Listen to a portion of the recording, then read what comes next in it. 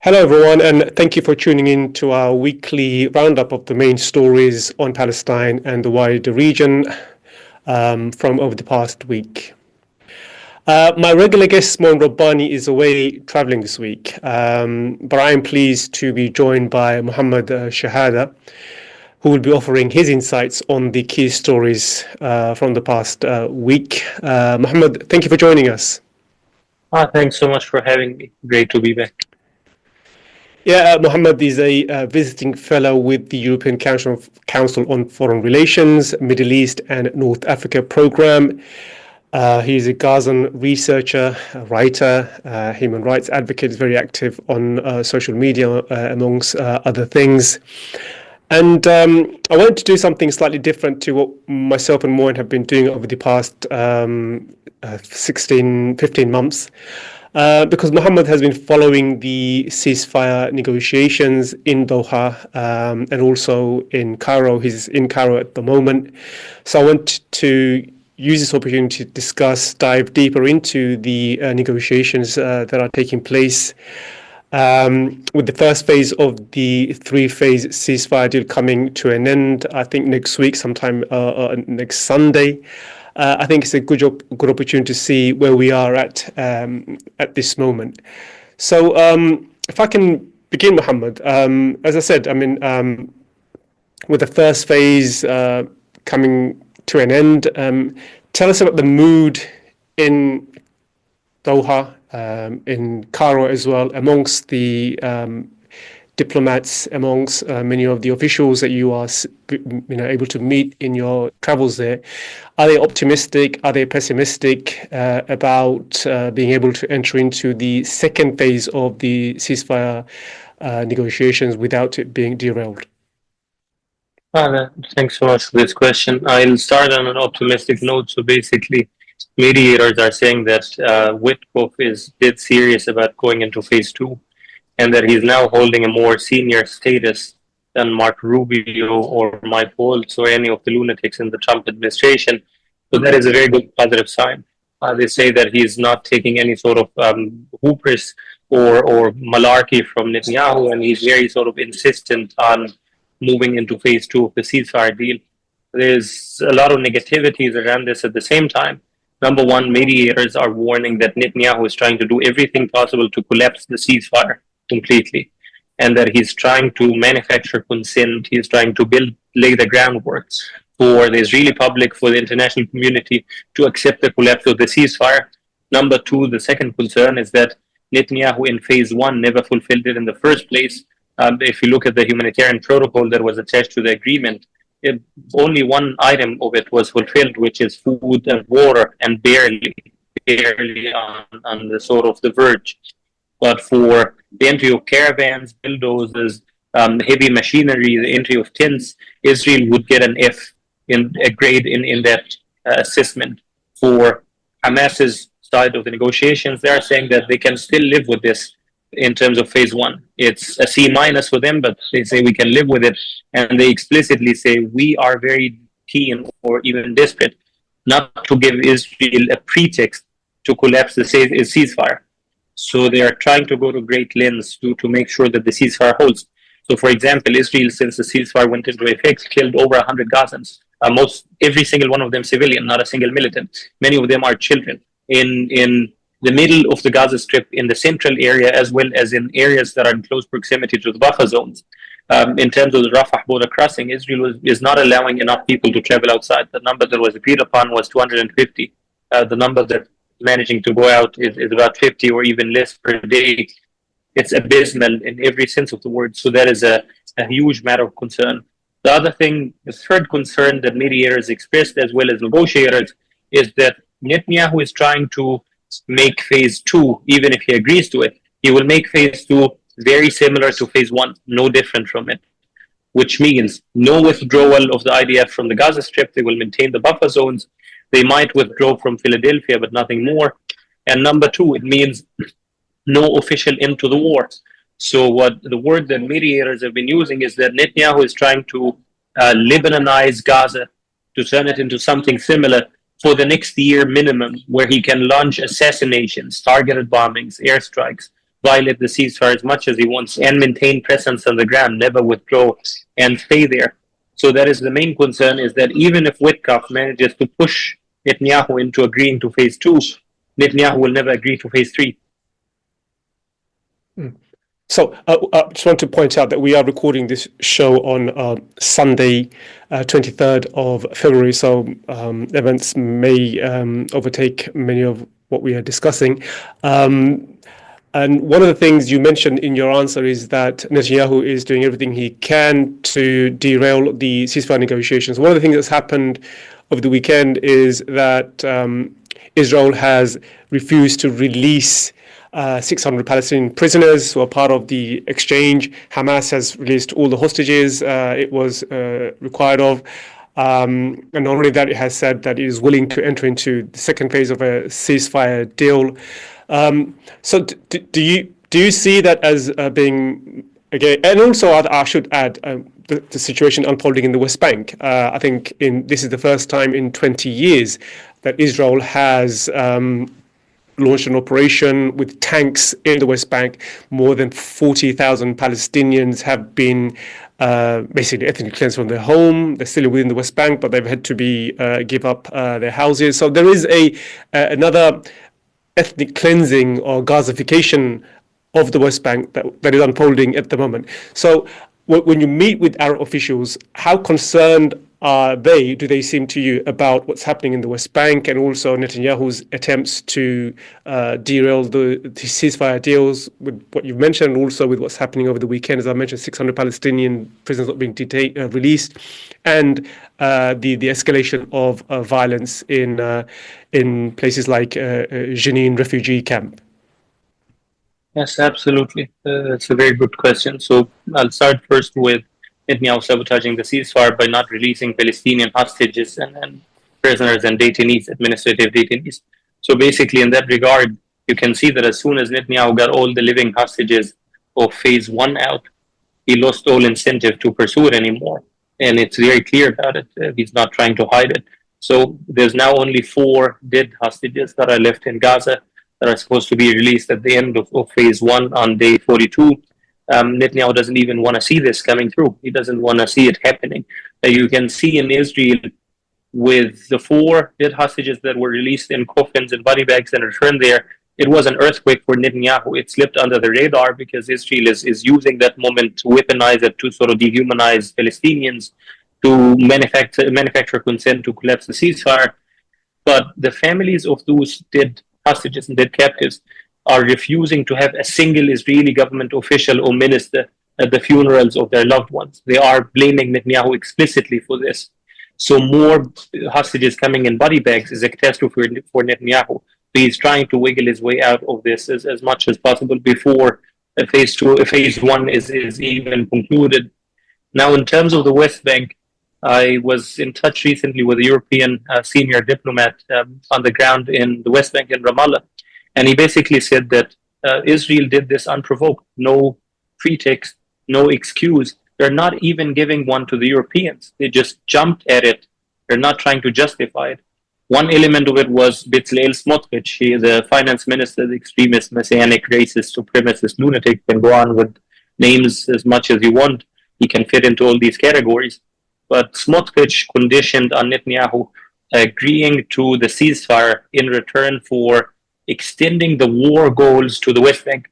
So now the war extends not just to disarming, demilitarizing, denazifying, whatever stupid names Netanyahu was using about Gaza, but the West Bank is now part of this. The West Bank is now a war zone. And what they're doing on the ground there, what Western diplomats are telling us, as well as Palestinian activists and human rights advocates on the ground, is that Israel is trying to annihilate, and I use this word without polemics, they're trying to annihilate the refugee camps in the West Bank. So they started now with Jenin. The Jenin refugee camp is no more. It's been turned into another Gaza. It basically, I just asked a colleague from the West Bank that I saw in Doha about this. He said they demolished homes as a cross sign to make new ginormous roads for IDF military vehicles to go through, but that the roads are the pretext. The actual goal is to have the refugee camp no more. And once that is accomplished, they would condition on the Palestinian Authority that they do not rebuild the homes that were destroyed there. And they said Jenin now looks very much like Operation, um, uh, what was the name, 2002, Defensive Yeah. Shield, I think, Yeah. where when Israel wiped out Jenin and other areas. So 40,000 Palestinians have been kicked out of Jenin and Tol Karim already. Israel is going to do this now to other refugee camps, major ones in the West Bank. I was yesterday having tea with a European ambassador, and he basically said very simple conclusion. He's saying the West Bank is no more. The West Bank in its entirety. He said he used to trek in the West Bank a few decades ago, go on hiking, observing nature. Last time he tried to go there, that was impossible. That was physically impossible because of the amount of checkpoints, settlements, roadblocks, bypass roads, walls, etc. And then his conclusion, and with a straight face, is that Israel is trying to destroy any chance of any solution whatsoever. Not one state, not two states, not autonomy, not even something where you have Palestinians as citizenless subjects of Israeli control, as in East Jerusalem, where they have residence permits but they don't have citizenship. Even that is far-fetched for Israel. So the only thing that's left is pushing people now to leave out of Gaza, out of the West Bank. One way that Israel tries to achieve this is pure terrorism, just pure savagery, going in, committing massacres after massacres, terrorizing, destroying, demolishing, in the hope that they would turn people's lives into what Moshe Dayan said in the 60s when Israel occupied the territory. He said, we will tell the Palestinians we have no solution. We will treat them like dogs, and whoever wants to leave shall leave. That is the solution. And that's what you see now playing out very visibly. What's been your sense from the Arab diplomats you've been speaking to? I mean, there seems, when I look at some of them, there seems to be a naivety to think that this is just about Hamas and Gaza. There's always been a plan within Zionism to ethnic cleanse Palestinians and take all of historic Palestine. And West Bank was, after Gaza, West Bank was going to be the obvious target for Israel to expand its, entrench and expand its control and domination of Palestine. Do you think the Arab leaders are aware of the fact that this really isn't just about Gaza and the genocide in Gaza? There's a much broader determination within Zionism to basically expel all of Palestinians from historic Palestine.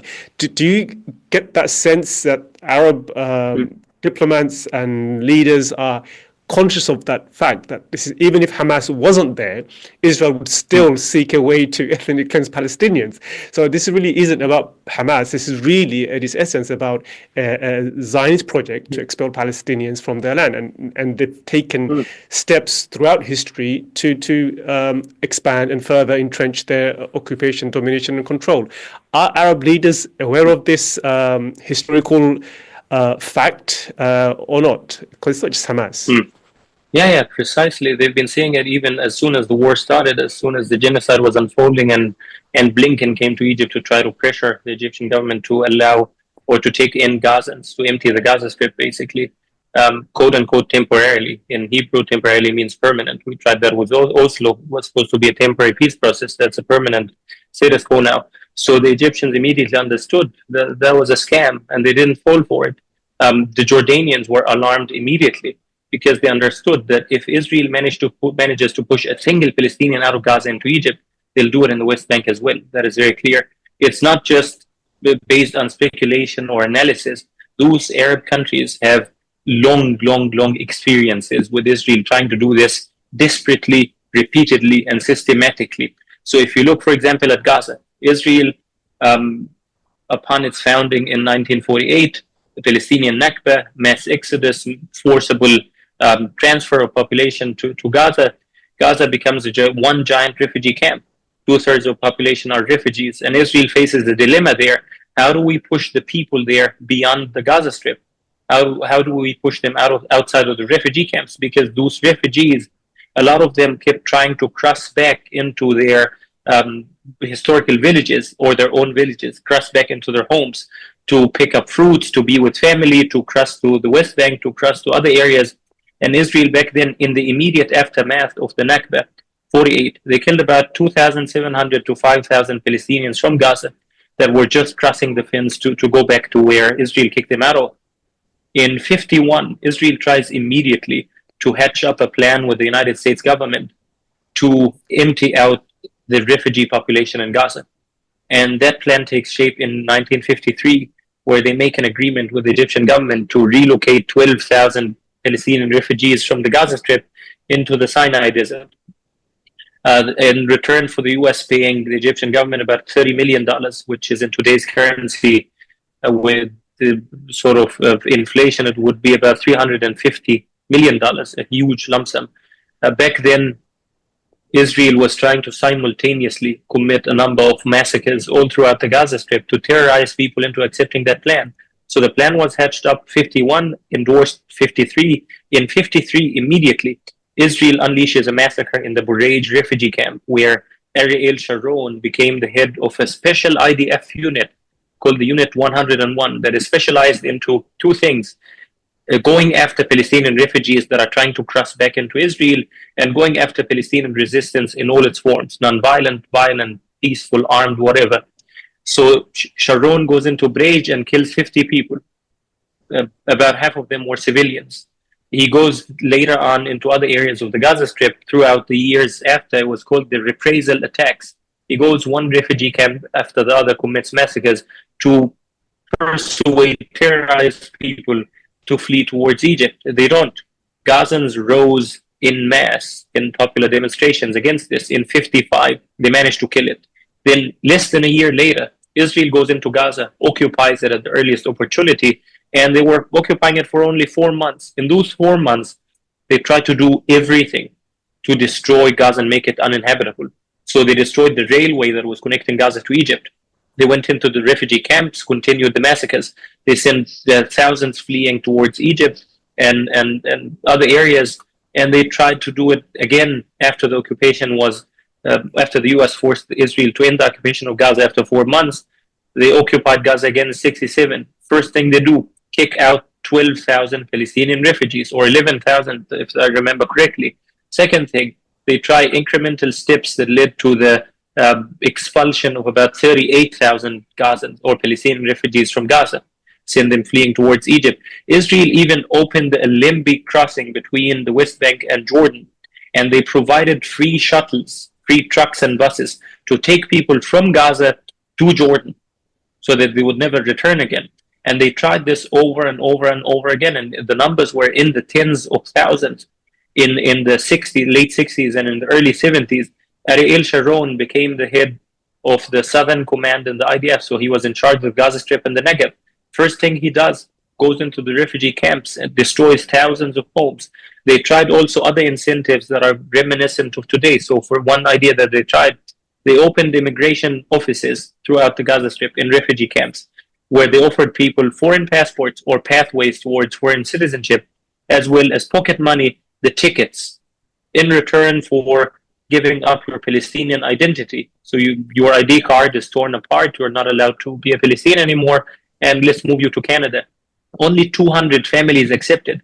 They tried other things. They tried, for example, to offer Palestinians in the refugee camps zoned areas within the Gaza Strip where they can build new homes cheaply without having to pay for the land, in return for never returning to the refugee camps in the first place. It also didn't work. So they've been trying this over and over again. Like even in 2004, you had Giora Island, the head of Israel's National Security Council, describing Gaza as, quote, a huge concentration camp, and saying the only solution for Gaza, he was pitching this to the Americans. He said the only solution is to annex 600 square kilometers from the Sinai Desert and push Gazans in there because it's a huge concentration camp.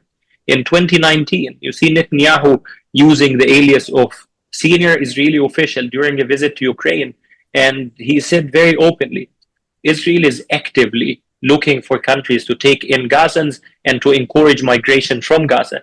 And he says that Israel offered those countries to provide the shuttle, the transports, the air flights, and pay for it, pay for all the expenses to relocate Gazans, but they couldn't find any countries at the time. So now they're trying to accomplish what they've been failing to do. Like Bezalel Smotrich once said it, he said Ben Gurion failed to finish the job. So now they're trying to simply finish the job. There's no other way around it. So when people say that Israel's attacks in Gaza are disproportionate or they're going a bit too far against international law, they're missing the point. Israel is not trying to abide by international law. They are trying to follow the textbook playbook of genocide and ethnic cleansing. And in that, they are excelling by far.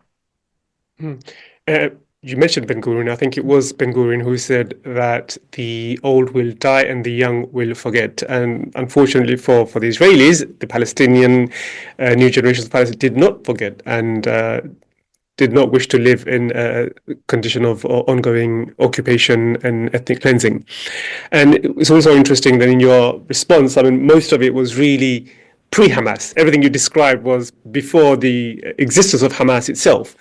And as many analysts have pointed out, Hamas has provided Netanyahu and Israel, an ideal pretext to justify ongoing occupation. And it's widely known that Netanyahu himself propped up Hamas, and Hamas has been used as an excuse for Israel to entrench and further its hold on Palestinian territories. I want to return back to our initial discussion about the negotiations that are taking place in Doha, in Cairo as well. Last week, there was a summit of Arab countries in Riyadh, where they are trying to put together a post-genocide plan for Gaza. Do we know anything about what this plan will include? I mean, we should say at the outset that there has been a lot of discussion since Trump made the plan, people praising him for thinking outside the box. We've tried everything, and one of the signs of being crazy is that doing the same thing over and over again, and even though it doesn't produce the results. But the thing is, the Arab and the Muslim countries, 54 Muslim countries, have had a plan on the table for Israel since 2002, which is called the Arab Initiative, where all the Muslim countries, all the Arab countries would recognize Israel, a normalized relationship with Israel, in exchange for a Palestinian state in the West Bank and the Gaza Strip. Of course, Israel has rejected that plan. So when people say we've tried everything, no, we haven't tried everything. There's a clear plan on the table. It has been for more than 20 years. So putting that aside, just going back to the summit in Riyadh at the moment, do we know anything about what this proposal will include and will be offered to Trump, I assume? Yeah, absolutely. So there are at the moment 3 Arab proposals that have been developed sort of in parallel or simultaneously since the beginning of the genocide. The latest is the one you mentioned, which is mainly focused on governance and reconstruction in Gaza, to show the Americans that there is a pathway to making Gaza livable again within a record time. So it does not take what the UN estimated that would take up to 17 years to clear out the rubble, 350 years to reconstruct Gaza under Israel's current restrictions or blockade on Gaza that's been there for 17 years. So basically, the Arab countries are trying to say to Trump that we can go in and rebuild Gaza within about 5 years, which would be a record number, but it's not an impossible figure. I have friends in the Gaza municipality, highly specialized in the field. They studied the topic very meticulously, and they say that it can be done even in 2 years if Israel allows into Gaza 1,000 trucks and 1,500 bulldozers. Because right now, in the entirety of the Gaza Strip, there's only 100 trucks, 100. That's why you see, for example, the aid that goes into Gaza, the reason it goes so slowly is because Israel forces truck drivers to dump the aid at the Israeli border crossing, and then forces truck drivers from inside Gaza to come and pick it up. And there's only 100 of them. So it takes a very long time. So with that, if you increase the amount of trucks and bulldozers, can be done sort of like in lightning speed.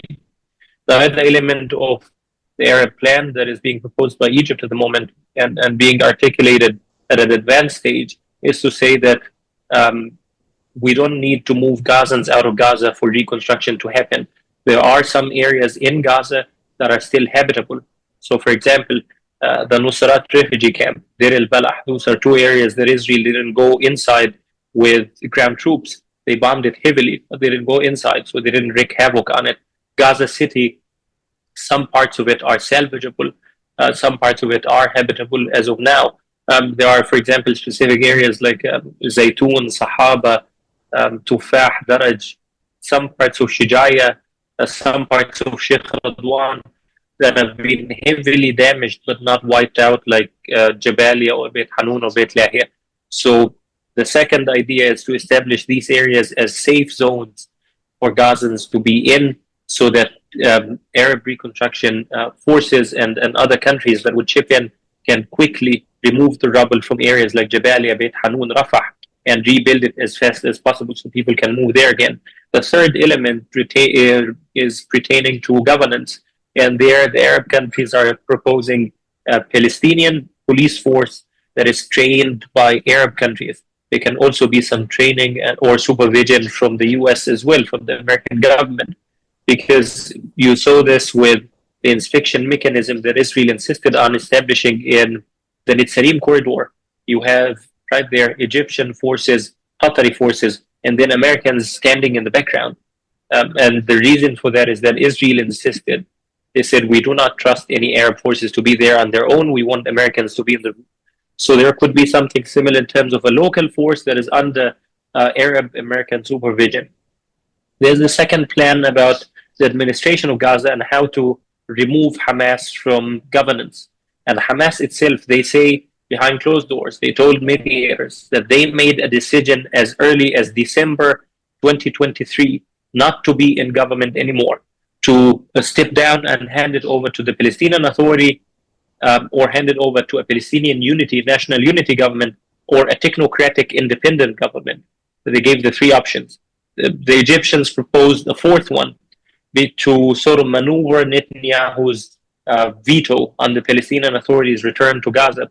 They proposed an administrative committee of 15 politically independent, technocratic, sort of high competence individuals, prominent individuals that would run in Gaza security, provision of humanitarian services, health, and the economy, the very basic functions of a government, until a Palestinian Authority government is ready to take over. So that's the second proposal that is being put on the table. The third is the one you mentioned eloquently, their peace initiative being updated. So there's now a Saudi Arabia-led coalition called the World Coalition for the Two-State Solution. And they put a vision plan on the table early on in the war that Israel rejected out of hand. Biden didn't interact with it in any sort of meaningful way, didn't publicize for it, but it builds on the Arab Peace Initiative to some extent with some major compromises. So Israel always says that Palestinians rejected the most generous offer in history, Camp David. And in Camp David, Palestinians were offered 90% of the West Bank, not Jerusalem, and Israel would retain control over the airspace, the telecommunication space, the naval space. Israeli restrictions would be still imposed. It was nothing similar to any sort of statehood by far, nothing remotely close to international law. But that is Israel's definition of a generous offer, the most generous offer, they keep saying. But now you have the actually most generous offer on the table in decades, where Arab countries are telling Israel, you would be fully embraced and integrated into this region. You don't have to worry about your survival anymore.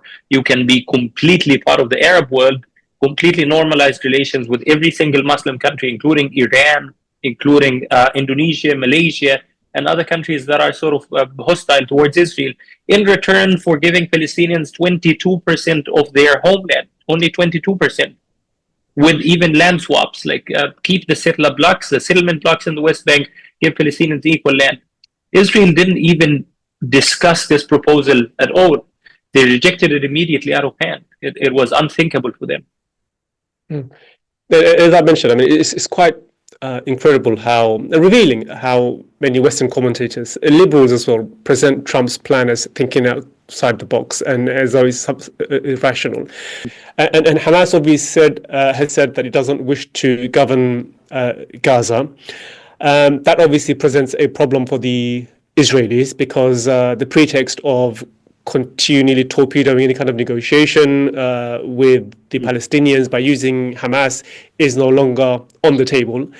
And I can see how that's causing a problem. I mean, there was a tweet by the former Israeli spokesperson, the British-born, was Yon Levy. Yes. And he said something so incredible. I want to get your thoughts on that as a Palestinian, as someone from Gaza. He said, even if there is no Hamas, there is no way of de-radicalizing, in his words, the Gaza Strip, because the Gaza Strip does not have a tradition and a history of liberalism. So where in the case of Nazism, the Germans had a liberal tradition, in his words, he's again providing it just humanizing the Nazis, whereas he's not willing to humanize the Palestinians. He's saying the Nazis had a tradition, or German had a tradition of liberalism, therefore it worked to de-radicalize Germany and have some kind of a peace process afterwards. But with the Palestinians in Gaza, you can't do that, because even if you remove Hamas, even in his term, denazify Gaza Strip, the Palestinians do not have a tradition. So it just shows the genocidal language that's being used and normalized, and how much of a challenge the non-existence of Hamas would present people like Levy and many others, who ultimately, the problem for them is the fact that the Palestinians exist. Not Hamas, but the fact that Palestinians exist. And this was really revealing to me. And I just want to get your thoughts on that. That's an excellent question. I would say that, first of all, Israelis themselves keep telling me that they see Ilan Levy as a clown, as an embarrassment. But I think that his sentiment here is fairly representative of Israeli mindset. In terms of what Benny Morris has been saying, Israel's sort of foremost historian. Benny Morris says that basically Palestinians can never be brought to accept the two-state solution, to accept losing 78% of their homeland. They can never accept that morally or sort of psychologically. But he says even if they accept it, that's Benny Morris, he says even if Palestinians are brought to morally accept losing 78% of their homeland, that is still unworkable for Israel, because deep in their hearts, Palestinians will keep remembering that they lost the majority of their homeland.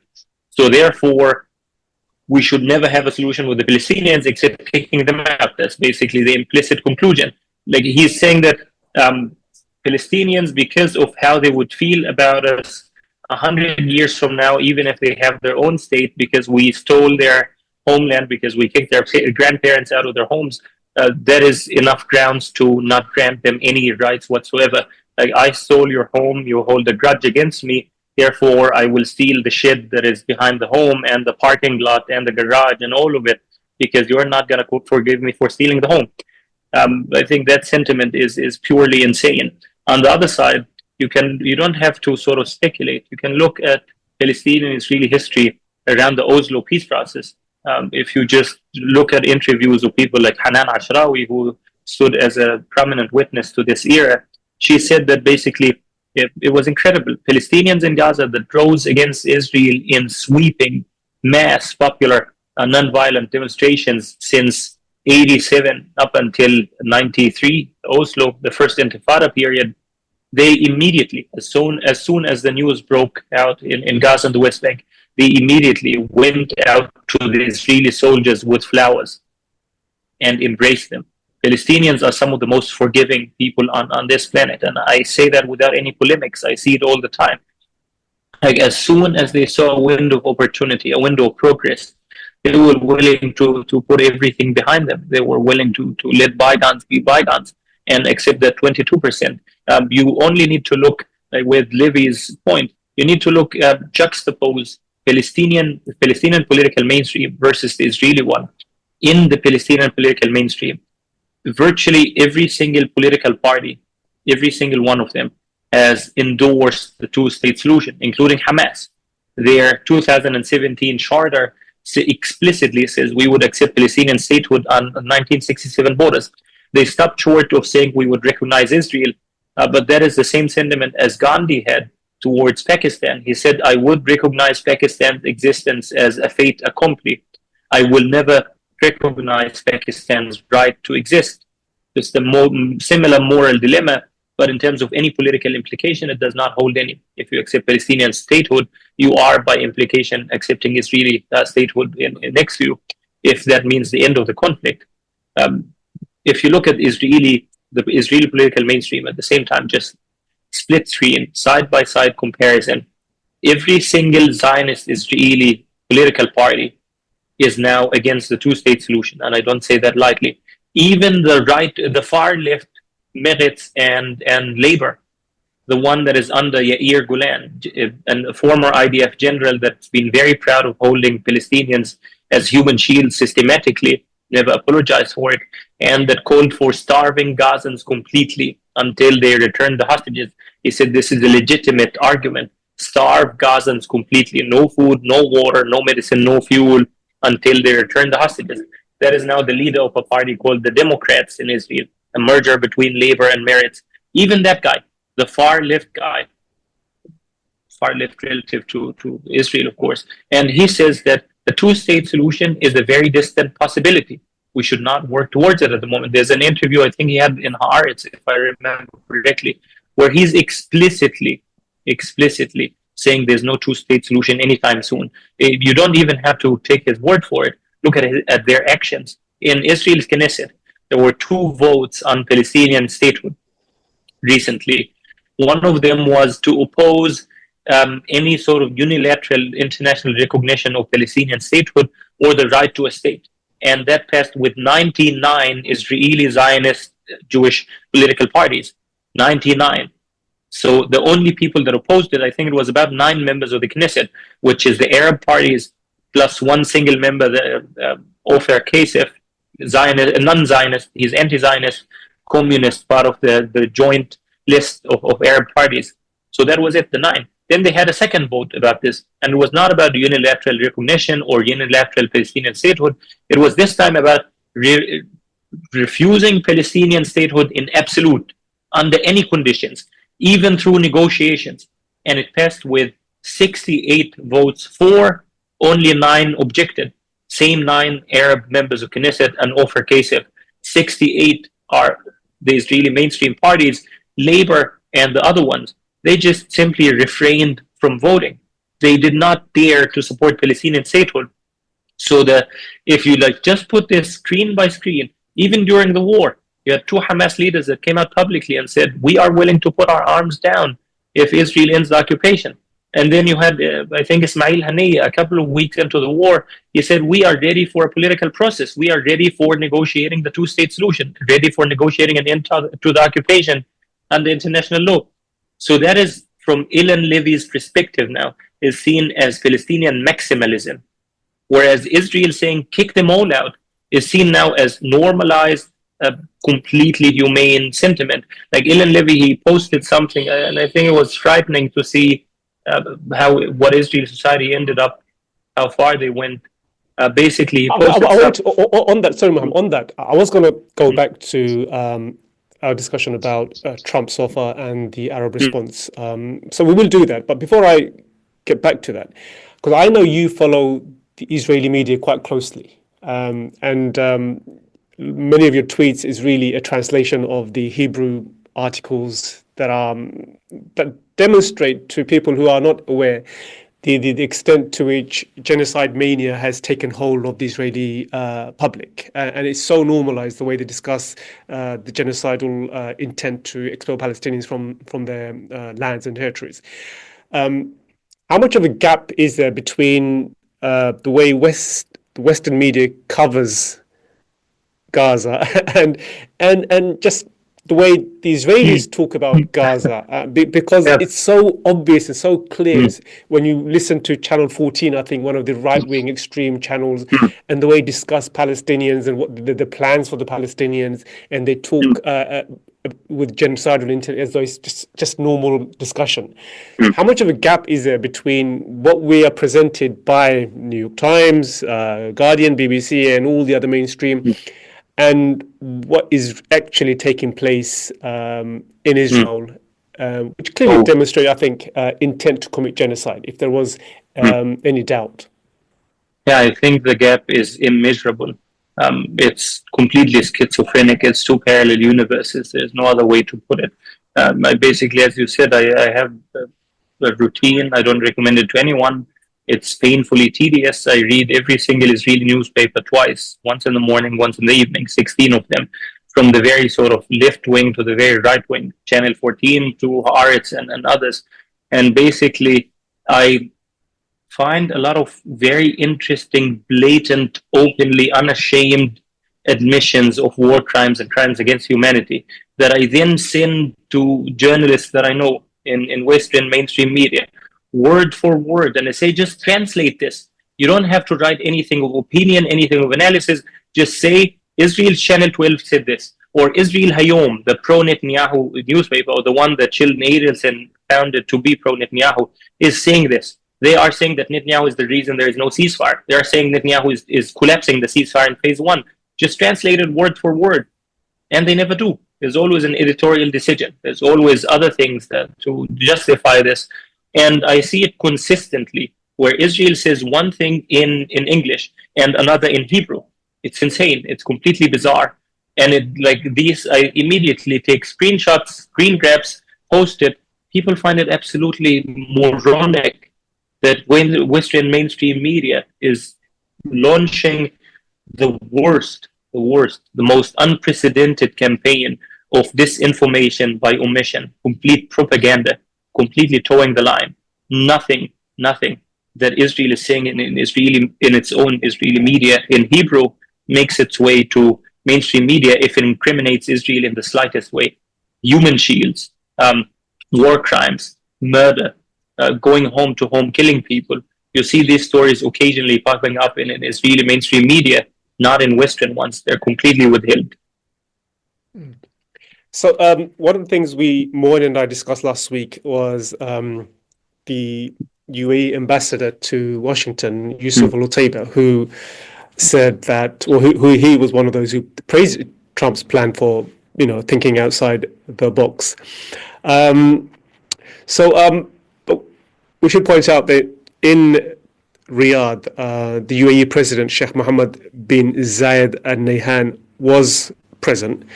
And that, of course, raises a question. I mean, there were reports after Yusuf Al-Otaiba made that announcement that the UAE would only attend the summit if there was a changing of the word in issuing any kind of statement. So the UAE basically was opposed to any kind of forced expulsion of Palestinians, but it was not unequivocally opposed to expulsion of Palestinians if Palestinians chose to leave the Gaza Strip. So, but with the UAE president being there, do you know anything more about whether there had been some kind of a behind the scene deal or any kind of concession made about what kind of statement would be issued, what would be agreed? Because, as I said, Mohammed Zayed Al Nahyan was there, and it seemed like their UAE's presence would be conditional on not taking a really harsh line against ethnic cleansing. So do you know if any concession has been made for them to be in that negotiation?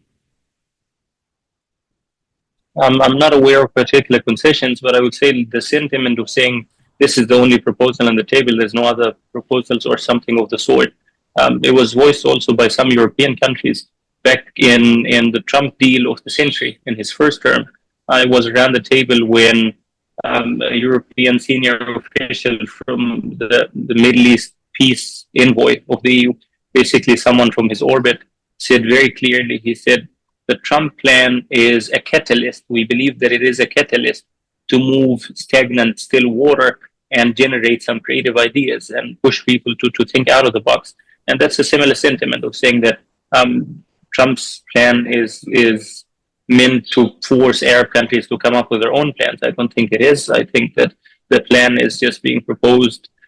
Trump, as always, either out of lunacy, either to keep the attention on him for a few days, or to basically exaggerate a threat so as to achieve Israeli-Saudi normalization, and in return for taking away that threat that was fictional and non-existent in the first place, or exaggerating a threat to force Hamas to compromise on heavier issues, for example, disarmament, demilitarization, disbanding the armed wing, and say that if you do that, we will stop this fictional threat. I was at a conference recently where there were American officials, Arab officials, and former officials. Everyone was clear Trump's idea is unimplementable. Everyone clearly knew that it was just a fantasy. But basically, you have some Arab countries that are trying already to be on Trump's good side, and they try so hard that they end up in this kind of dilemma. They don't want to criticize him publicly.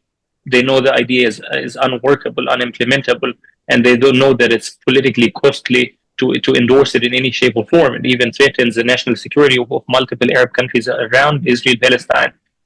But they'd end up with this kind of statement that you saw.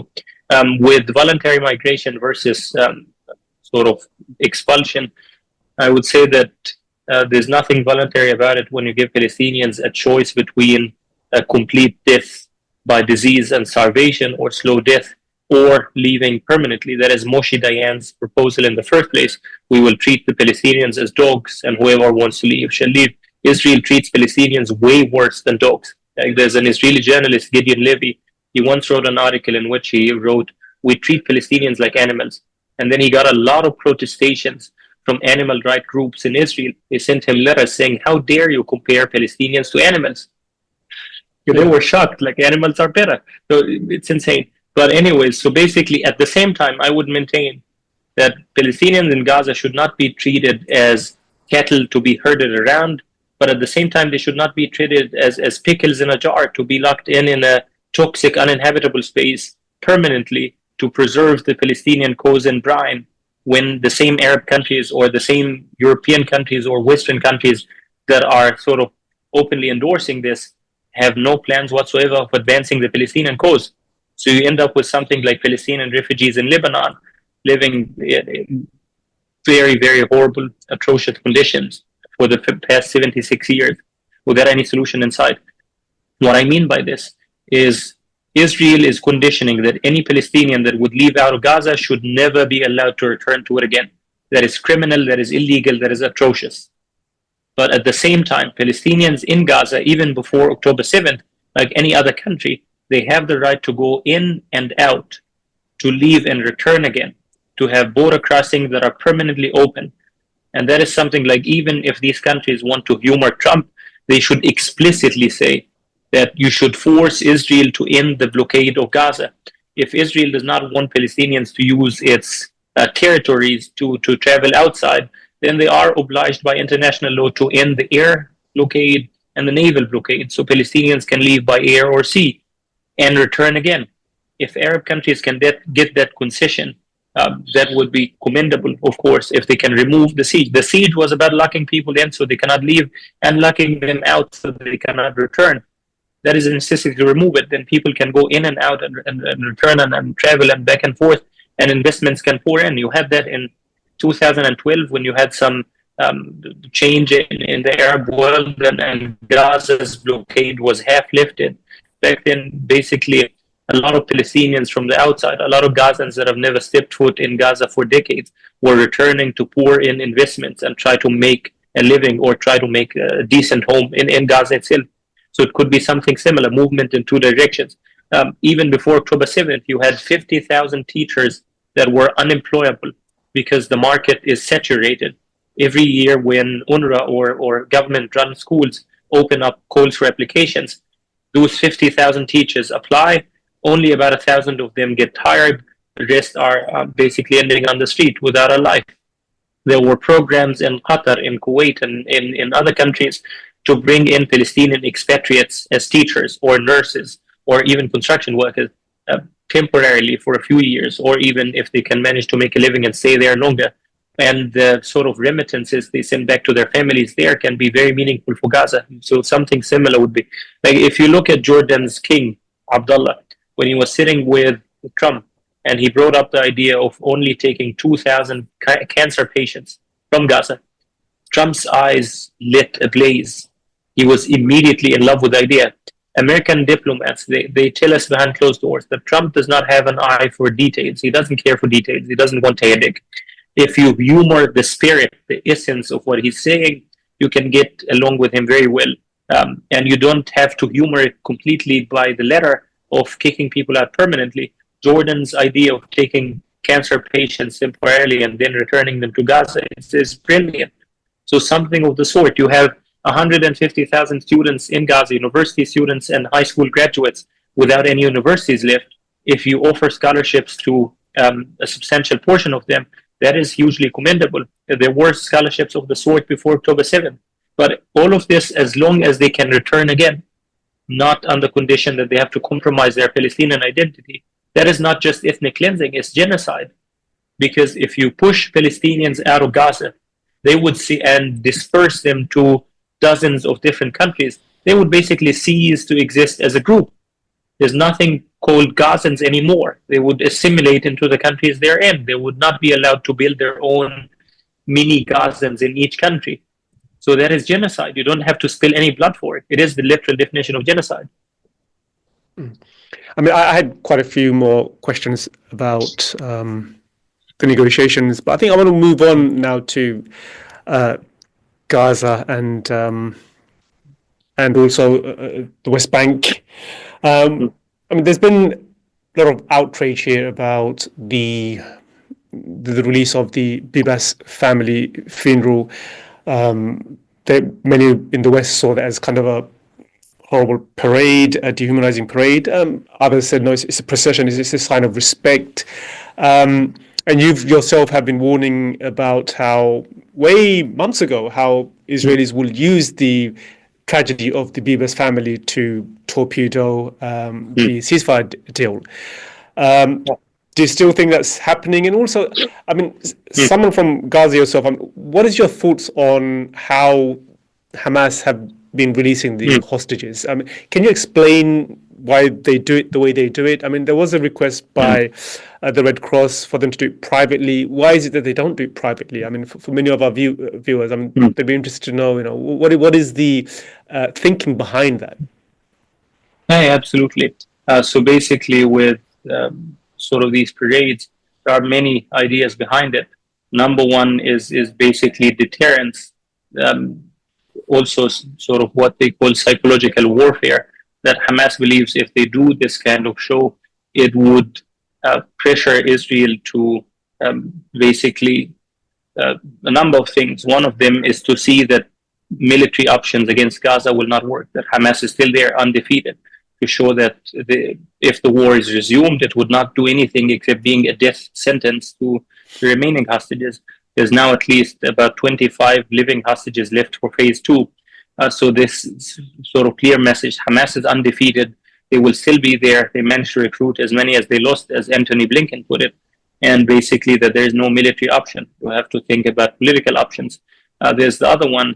There's an element, I would say, of basically what they themselves see as, from their own perspective, as sort of debunking Israeli propaganda. I do not agree with it, but you don't have to. But basically the sentiment there is that when they show Arab audiences, hostages on the stage, waving or smiling or looking good, they try to meticulously document their state, their mental state, physical state, so that when they return back to Israel, when Israel makes any sort of grand claims that hostages have been ill-treated or tortured or starved or beaten, or any of the treatments that Israel systematically visits upon Palestinian hostages, including raping hostages to death, killing dozens of them in captivity. I think there was about 40 Palestinian hostages kidnapped from Gaza after October 7th without trial, without legal counsel, without visits by the Red Cross, without charges, without suspicions, just kept there as bargaining chips, as strategic assets, as Israel calls them,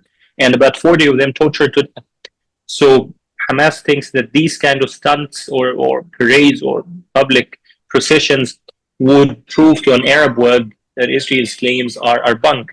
They're not trying to convince a Western audience anymore because they think that this is a lost battle, that Western media will do its magic, that Western governments, no matter what happens, they will be unmoved. They will not change any position whatsoever. That there are even Hamas leaders from the very moderate wing of Hamas that have been critical of October 7th, critical of Hamas's handling of the war, critical of these processions, critical of the parades, but they don't speak about it publicly, basically because they say, and the mediators as well say, the Arab officials were telling us this behind closed doors. They say that if those moderate Hamas leaders, if they criticize Hamas publicly, if they leave Hamas and form a new political party that is demilitarized, disarmed, believes in the two-state solution, recognizes Israel, does everything possible, including security coordination, like the Palestinian Authority, they will not be dealt with by any Western government. They will still be boycotted, sanctioned, and isolated. So if they do any sort of this kind of defection or dissent, they would not win a Western support or legitimacy whatsoever. They will not win an Arab one. You know the region better than I do. And they will lose internal Palestinian legitimacy. That's why you don't see any sort of public dissent or attempts to appeal a Western audience with these parades. Instead, it's targeted at an Arab audience. There's another element of, I would say, deterrence towards other factions in Gaza, including families and tribes that Israel has been arming, supporting, and funding to get them to destabilize, to rebel against Hamas, and to start a civil war in Gaza, not just rebellion, but a civil war. There were a lot of murders happening during the genocide between different families, a lot of fights, a lot of looting by gang members affiliated with ISIS that were in an area under IDF protection. So with these parades, Hamas is trying to send a message that they're still in charge, they're still in control. There's, I would say, another element. There's an element about humiliation, deliberate element about humiliation. And that's what Frantz Fanon said. The oppressed is someone who is sort of having dreams internally about becoming the oppressor, doing to the oppressor what they did to you. And there's an element of that. I recognize it in some of those public processions or parades where Hamas is trying to treat Israeli captives the way Israel treats Palestinian captives, but actually way less. Like you saw at some point, they say, I think Hamas dressed up some Israeli captives in brown uniforms, resembling the ones Israel dresses Palestinian captives in. They didn't beat them up. They didn't sort of hit them on stage. They sort of pulled them to the stage in a sign that they were being forced on the stage, but they didn't know much further than that. If you look at any footage that Israel itself publishes about its treatment of Palestinian hostages, they're basically being intimidated and threatened and forced to keep their heads down, shackled both arms and legs. There's no protestation about it whatsoever. Forced to wear the Star of David, forced to wear the Star of David exactly. as we saw last week. Sorry, carry on. Mm. And then I should wearing a shirt that says, there's a shirt that says the Jewish people never forgive and never forget, forcing them to wear that. But there's one last element, the element about revenge, not just there's a slight element of humiliation. There's only one about revenge. For example, you would see Hamas sort of forcing the Red Cross to recognize them as equals, to sit on the same table, to sign papers, to do all this sort of procedural work on camera, on video, to basically sort of humiliate the West or take revenge against the West. They see that the entirety of the Western world, governments-wise, have betrayed Gaza completely, didn't lift a finger to change or challenge the genocide, and they see this as sort of forcing the white man to sit on stage with them by their own terms and conditions, with a Palestinian flag in the background, only a Palestinian flag and nothing more, and forcing them to sign papers and abide by Hamas's rules of the game. So it's a combination of all of these. Let's end with a question on the West Bank, and it kind of explains much of what you're saying about Hamas doing what it's doing. Because in the West Bank, we don't have Hamas, we have the Palestinian Authority, and the Palestinian Authority is pretty much doing what Israel has been asking it to do, what the Americans have been asking from Muhammad Abbas and others. Despite that, we've seen forced expulsion, ethnic cleansing in the West Bank, and there is a fear that the West Bank is going to be the next Gaza Strip. So despite all that, despite the Palestinian Authority doing what it's doing, the Trump administration has stopped all funding to the PA. So if that really is the case, what does that mean? How significant is that? This seems to be just as much a blow for the Israelis. Israelis have always said that the Palestinian Authority has been a great ally in the sense of being able to crack down on resistance groups, Palestinians who are battling against occupation. So, how significant is this defunding of the Palestinian Authority by the Trump administration? Well, basically, it is incredibly significant. As you said, since the genocide started, the Palestinian Authority took the approach of keeping a low profile, not just sort of keeping their heads down or staying silent, but also to actively try to demonstrate their relevance to the European Union and the United States, enacting a number of dictated reforms. Also, as you said, launching the campaign in Jenin, relinquishing the authority that was in charge of providing benefits to Palestinians that are imprisoned or maimed or tortured or wounded by Israel, as well as the families of those killed by Israel.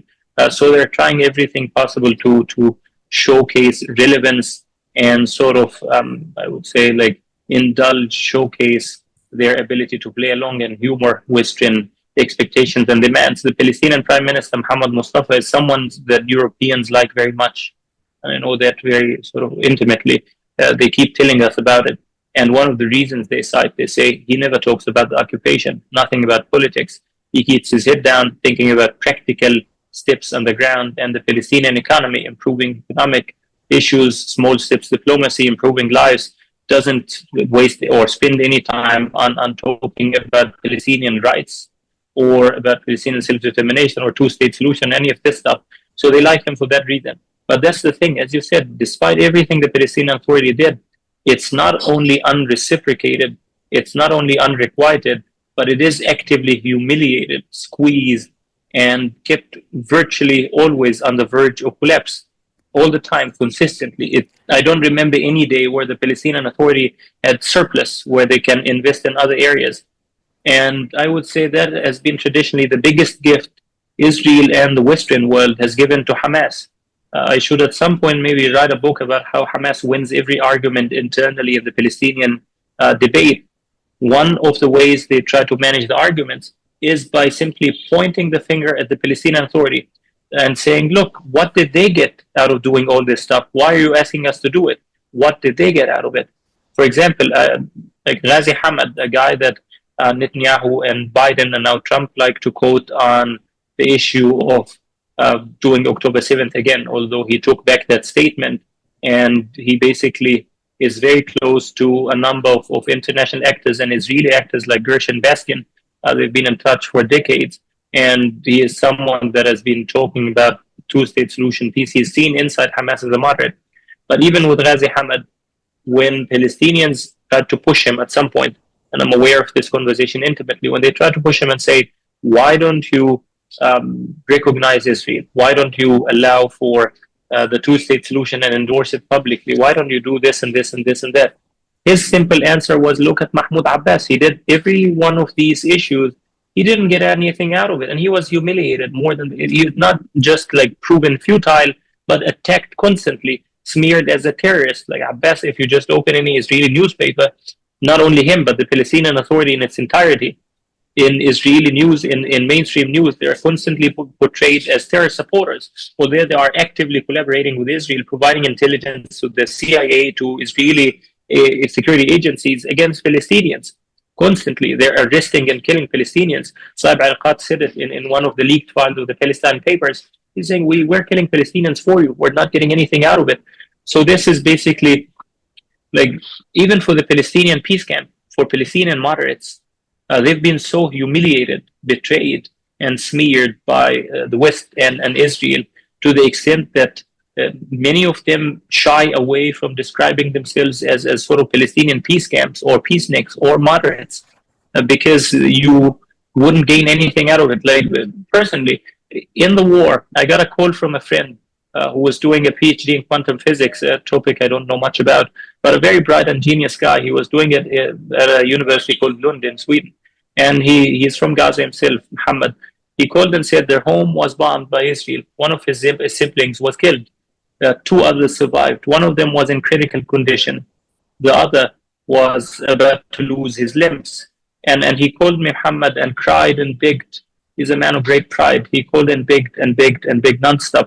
And he said this, he said, you choose, pick and choose which of my two siblings you could save. You get to choose which one of them. You don't have to save them both. Just can choose either of them. And he kept calling and trying and trying. And I tried, and I called virtually almost everyone I know in Europe, in the US, etc. But I didn't get any help. So in that moment, I cannot even face him and look him in the eye, because all my talk for years about the benefit of diplomatic engagement, about the benefit of nonviolence, about the benefit of moderation, evaporated in that instant. I couldn't help in any way at all. I couldn't help any other person in that same way. Like my grandmother, when she was in Gaza, she needed medicine. I couldn't help it. Friends needed tents, food to survive. I couldn't. So all those years of being moderate did not show a single value, any worth whatsoever. And you're constantly attacked as an anti-Semite, as a terror supporter, as whatever names they throw at you. And they've been throwing at Palestinians for almost a century. Like if you look at interviews with Edward Said from the 70s and 80s, he's basically called the same names that are now being thrown at all Palestinians in their entirety. It's insane. Thank you, Muhammad. That was great, fantastic. Wraps up our weekly review. That was my guest, Muhammad Shehada, joining me from Cairo. Hope you have a pleasant flight back. And thank you for tuning in, and see you next week for another episode of Memo's Weekly Review with me, Naseem Ahmed. Bye-bye.